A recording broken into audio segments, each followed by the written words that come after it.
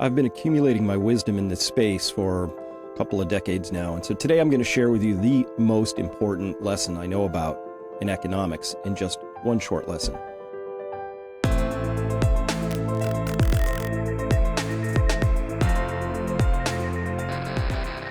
Hello everyone, Dr. Chris Martinson of Peak Prosperity here, back with you, and this is a really important episode for me. Beware the peak, the economy in just one short lesson. So if you're confused about why things are happening the way they are, you want to have an explanatory function for understanding how things are unfolding, I've got that for you here. And it begins with this, though, my concern. My concern is that our leaders, they know a lot that just ain't so. You know, Mark Twain said it best, it ain't what you don't know that gets you in trouble. It's what you know for sure that just ain't so. So if you have the wrong narrative, if you have the wrong story, things can break on you. So one of the stories that our leaders have had for a long time in the United States is that debts don't matter, right? Dick Cheney famously snarled that at the camera way back when. Debts don't matter, right? We can just constantly get our debts going up higher and higher and higher all the time as a nation, at the federal level, at the state level, at municipal levels, at personal, corporate, just more debt, more debt. We're going to tear that apart because it's really wrong. And we're going to connect it to the most powerful piece of information that has come out this year from the U.S. government. It begins with this idea: federal debt, clearly unsustainable. We noted here a while ago, I think I noted this chart in 2024 sometime, and it's only gotten worse since. The U.S. has added $11 trillion in debt since 2020, and it took 220 years to reach the first $11 trillion in debt. And obviously that's an exponential chart and it's increasing exponentially. You know, that's not a problem. You know, if Bill Gates' debt is increasing, but his income is increasing faster than his debt, who cares, right? Here's the problem. Jerome Powell said this in front of the Senate Finance Committee on Monetary Policy. He said this to Cynthia Lummis. He said, quote, "The problem is that we're on a path where the debt is growing substantially faster than the economy, and that, by the definition, in the long run, is unsustainable." There it is. That's Jerome Powell commenting on debt, which really isn't his bailiwick, right? He's a monetary policy guy.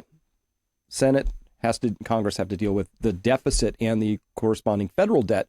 That's the federal debt, but it's even worse than that. When we widen out and we look here now at total, well, let's start here. Let's go to gross domestic product, GDP, right? And that's in billions of dollars. So 20,000 billion would be 20 trillion. So gross domestic product, GDP, then, well, this is our income. This is, you know, it's goods and services, it's stocks and flows of stuff in the economy. But this is basically how we earn our way as we all get up and we go out and we work and we do things. Farm, fix HVAC machines, create beautiful PowerPoint presentations for our consulting company, whatever we do. It all sums together into something called GDP, gross domestic product. So that's that line. And the problem is when we combine it with this red dotted line here, which is all sectors, debt and securities and loans. This is everything. It's called TCMDO, total credit market debt outstanding, in the Federal Reserve System, which is the Fred system. I really like that they have this system. It's very good. So the Fed does at least something good. I like that. I like the Fred system. But this orange line right here, dotted line, that's total debt. And you can see it's over 100,000 billion, which is 100 trillion. So yeah, the federal debt's going like crazy gangbusters, but it's total debt. We live in an entirely indebted country. And so this is the main problem of unsustainability that Jerome Powell is talking about. So we have to talk about, how does this resolve? Because this makes all your decisions kind of clear. What do you invest in? What do you not invest in? You know, do you need to get a resilient homestead? Should you, renew your passport? A lot of important questions to resolve about this. And by the way, this idea set applies to pretty much the entire Western world right now, including Japan in that statement, because we all have way too much debt and not as much or too little of this stuff, which is the income to support the debt. Lot of debt, not enough income. That's the problem here. Okay, and so again, it's that the problem, it's unsustainable if your debt is growing faster than the economy. That's the problem. All right, all that debt. So we have to have a plan, though. What is the plan? How are we going to start to fix this, right? And so the Trump administration came in, and in January, they were talking about we're going to couple trillion out of the spending, right? Which would be a great thing because the government had added about 2 trillion in spending because of COVID and then forgot to take it off the books. Always easy to slap on more spending. Really hard to get it back off the books. So they were going to cut spending and they wrestled with that for a while and they had Doge and they ultimately threw in the towel on that and went this path. And now Scott Bessent is out there saying, well, we're going to have growth like we haven't seen since post-World War II. That's it. We're going to have growth. Growth is how this gap gets closed up. We're going to drag the green line up at a faster pace than the red line is growing. So we're going to close the gap. And we're going to do that as a nation. We're going to do that at the federal level, state, all that. That's the plan. Now, here's where this gets goofy. So here's something we're going to have to cover very quickly. What is money, right? Money is a claim on stuff, right? If I have a $100 bill, I could go to a store and claim some stuff, right? I could buy lawn mowing services from somebody, right? A back rub, a service, right? Or I could buy stuff, imported Chinese stuff from Amazon. Doesn't matter. But money is a claim on stuff, but that's a claim that can be exercised right now, today. Which is why if you create too much money, you create inflation because you create a lot of money and it starts claiming a lot of stuff and then the prices of that stuff gets bid up, right? Inflation is not the prices of apples and oranges going up. Inflation is the value of money compared to apples and oranges going down.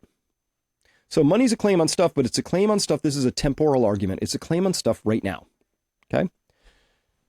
Debt, however, is a claim on future money. So if I take out a debt of $100,000 today that's due in a year, I don't have to pay it back for a year. So it's a claim on 100 grand in a year, right? So it's a claim on future money.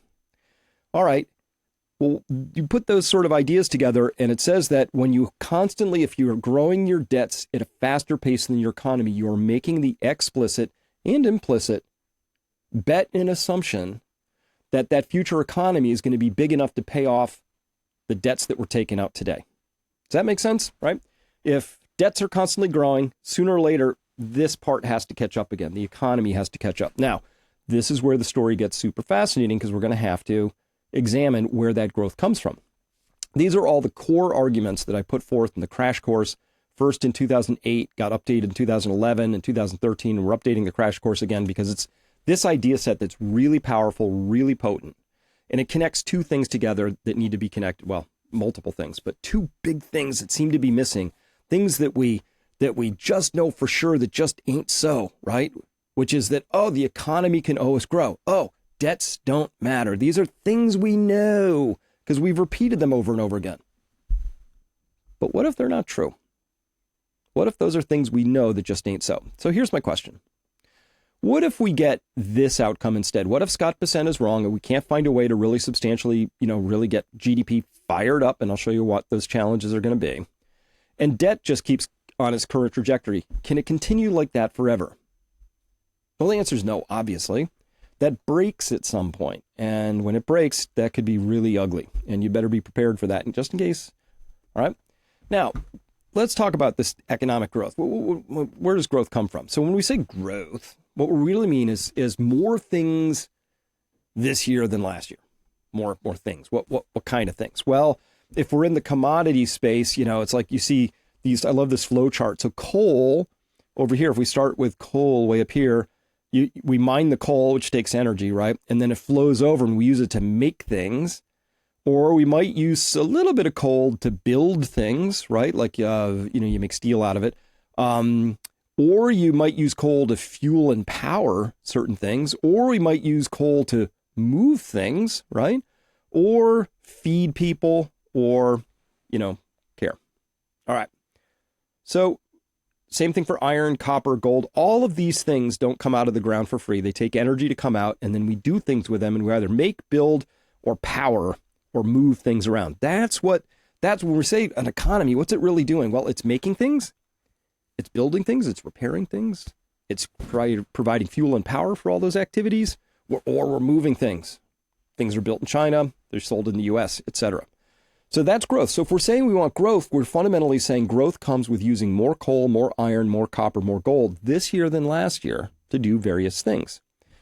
Now, if you think about a GDP as goods and services, gross domestic products, really goods and services, and if we broke it all the way down and said, well, what's in a household? What does a household spend its money? A household has a certain amount of income, So if the average annual expenditures are $77.3 thousand in the US, 25.4 of that, roughly a third, goes into housing. 13.2 goes into transportation. So that's fueling your car, buying replacement cars, maintaining the cars, all that. Then there's personal insurance and pensions. So some get saved off for a rainy day or used to insure against disaster. Healthcare, which I call sick care. Food, right? Food away from home. And then various other things like that. So that's GDP. If you want to have more GDP, then the household next year, instead of spending 77.3, is going to be spending more than that. It'll spend 80,000, and that would be growth, right? Because a single household is spending more on these sorts of things. All right. If we looked at it by industry in the United States, broken down by various trillions of components, right? Manufacturing, 2.9 trillion, clocking in there. You got real estate at $3.3 trillion of yearly activity. So this is 2023. Private industries total is 23.5 trillion. Government's another 22% of that, higher, over the overall economy. So there's wholesale trade, retail trade, construction. So when we say GDP, it's people making and doing things. They're providing services like food and hospitality, or they are, state and local workers, or they're making things like houses or providing healthcare or manufacturing things.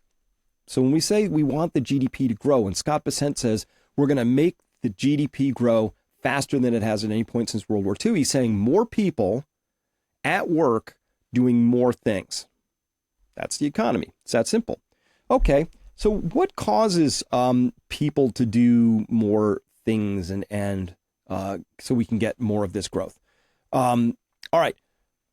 First, we're going to hear from our advertiser very quickly. My favorite sponsor of all. We'll be right back, and I'm going to be talking about this thing that we have colossally wrong and connecting it to the most important piece of data, information that's come out of the U.S. government this year.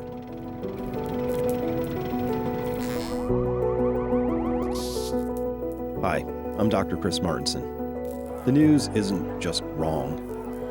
It's a lie, and it's costing you. Inflation's a freight train. Resources are vanishing. And they're still peddling the everything's fine story. Well, I'm done with it.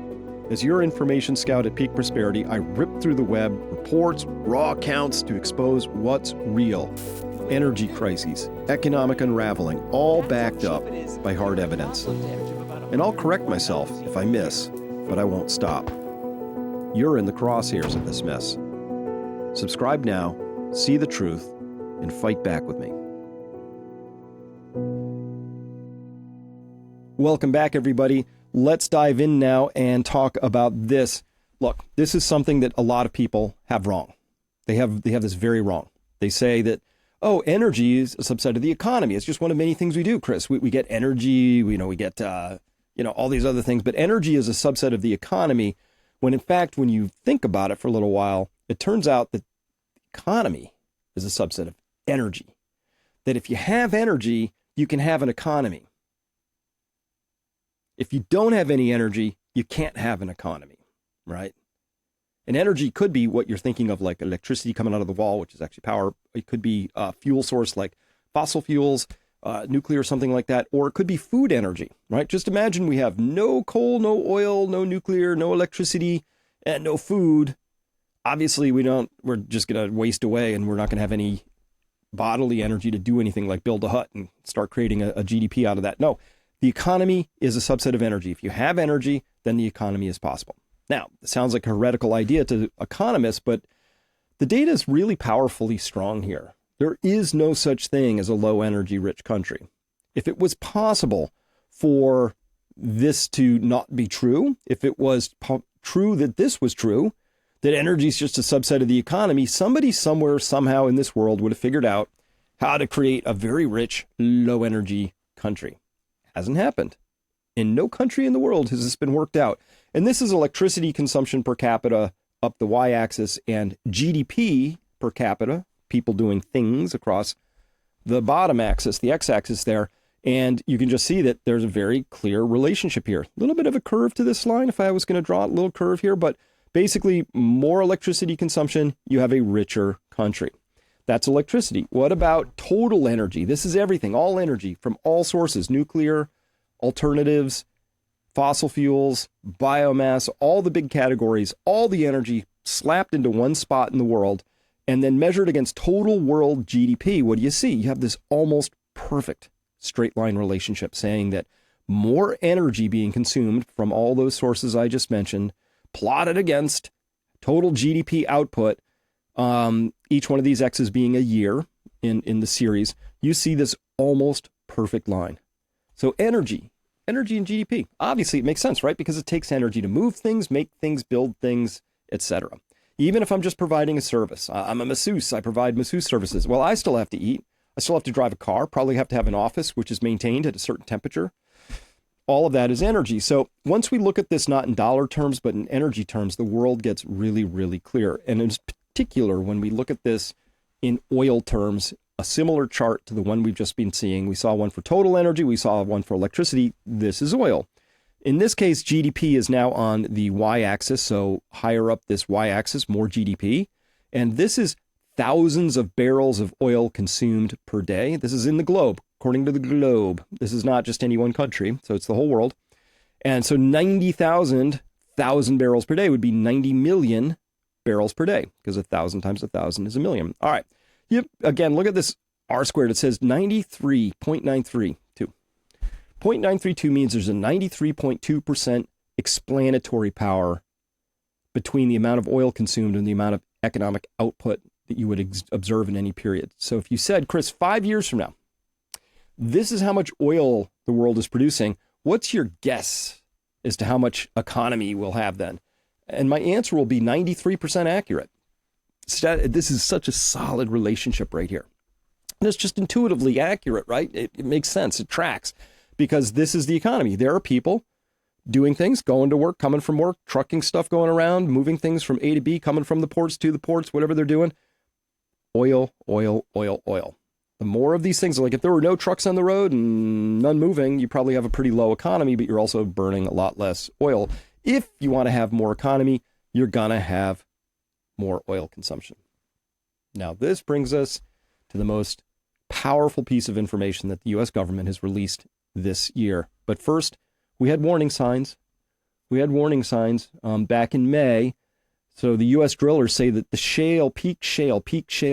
peak oil output in the shale patch has arrived. That's what the shale drillers have been saying for a while. But then the government at the EIA, the Energy Information Administration, the EIA, as a subset of the Department of Energy, came out and produced this chart in their annual energy outlook for 2025. And here we're looking at total energy production. This is just crude oil and least condensate. It's called C plus C, crude and condensate. And we can see that it goes up for a while, and they said, oh, it's going to start peaking in 2028, and it's going to flatline for a little while, and then it's going to slowly start wandering down. But that is a peak. This is a giant watershed moment. Once the shale peaks, that's kind of it. Now, there might be more offshore, there might be more in Alaska, but man, we better get on that really quick if we don't want to experience a peaky peak. But the problem here is then, well, we're not ready for this at this point. We're just not. The United States is not ready for this. And our only option, once this is passed, we get past the peak, is we're going to still need that oil if we want to maintain our economy, if we want to somehow fund our exponential debt growth. Like if we don't have any plan for this and we're just sort of storming into peak oil without a real plan around that, we're going to find that we're going to have to compete on the open world stage in open markets, unless we're going to fight somebody for it, which is a possibility. We're going to have to compete for those marginal barrels, which means the price of oil is going to go up, which means we're going to suddenly find out that $100 trillion of debt that's affordable at $60 a barrel oil is completely unaffordable at $100 per barrel oil. And we're not ready for that. So if there's no plan and we don't know what we're going to do about this, and our only plan is, don't worry, we're going to get the bottom to grow really fast, the bottom line there, GDP, I just worry that this just sort of blows up on us. Pow. Right? That's what's going to happen. Now, I'm going to be talking about this in really great detail and length at the Limitless conference that I'm going to be at out in Texas, which is Ken McElroy's show out there. Great show. That's coming at the end of July here, and that first weekend, end of July into August. I'm going to be speaking about this, but in much more detail. So what if this is true? What if we get this instead? What if there's no plan? The plan is, let's just pretend this isn't a problem. Nobody's really thinking about what this means. And we just sort of sail into this. And next thing you know, in a couple of years, we find we have oil at $200 a barrel or 150 or 100 or whatever the number is, and we can't afford it. And our debt markets blow up. Okay? Well, there's only one obvious answer. The way that all prudent adults need to hedge their bets in this whole thing is to become more resilient. And this is what we do at Peak Prosperity. We talk about resilience, home, health, wealth, and community. But here we're talking about home and health, obviously healthy foods.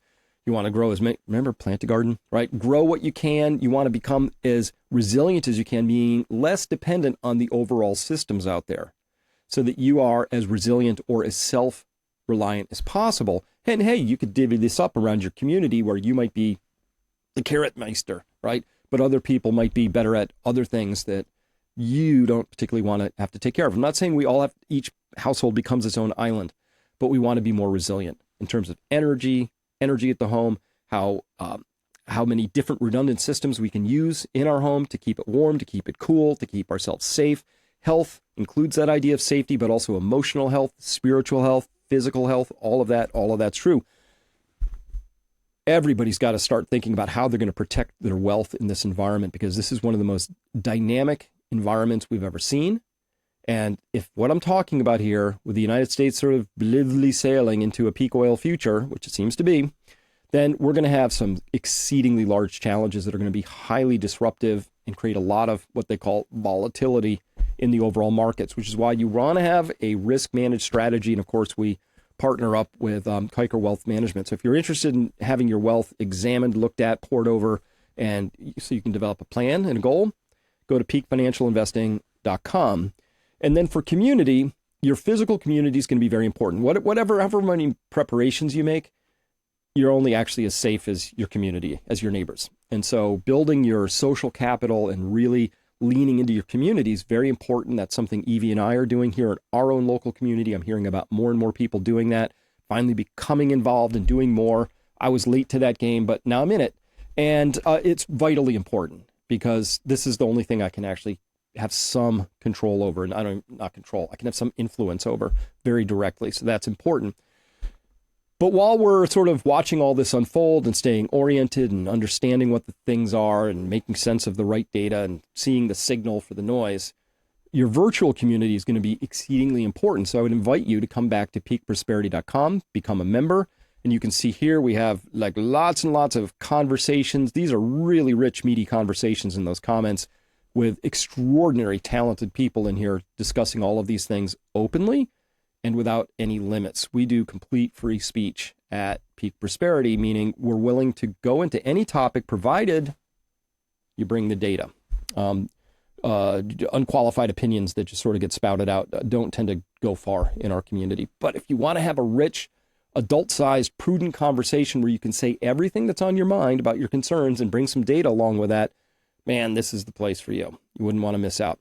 And by the way, that virtual community, Peak Prosperity, once a year becomes a physical community. We come together. This year it's going to be in Lake Winnipesaukee, New Hampshire, September 12th, 13th, 14th. We've got a bunch of great guests. Here's three of them.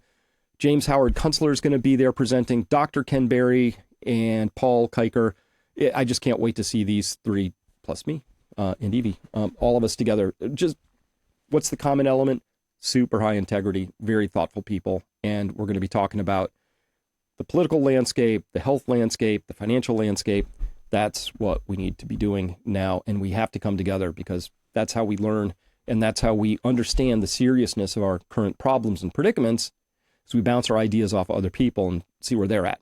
All right. So that's going to be a lot of fun. I would invite you to join that as well. For now, I am going to be taking this back to my subscribers back at Peak Prosperity, because I got a very important message from my heart about where we are and a big summation of where I think this is all going. For everybody else, thank you very much for being here. It's been an absolute pleasure spending this time with you. Can't wait to see what you say about economy and the energy pieces being put together. It's just so important. Let me know what you think. All right, till next time. Bye-bye.